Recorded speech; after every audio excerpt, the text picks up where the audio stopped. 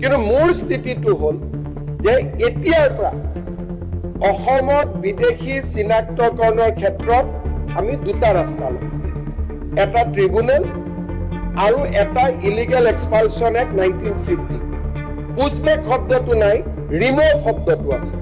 যে he can be remove from Assam and India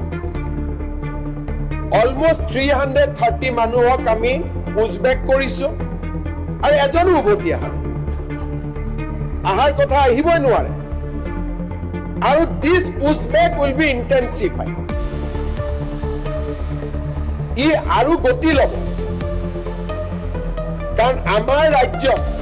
যি ধৰণে পাকিস্তানী এলিমেণ্ট সোমাইছে বাংলাদেশৰ ফাণ্ডামেণ্টেলিষ্ট এলিমেণ্ট সোমাইছে ষ্টেটখনে নিজক বচোৱাৰ কাৰণে আমি আগতকৈ বেছি এক্টিভ হ'ব লাগিব আগতকৈ বেছি আমি প্ৰ'এক্টিভ হ'ব লাগিব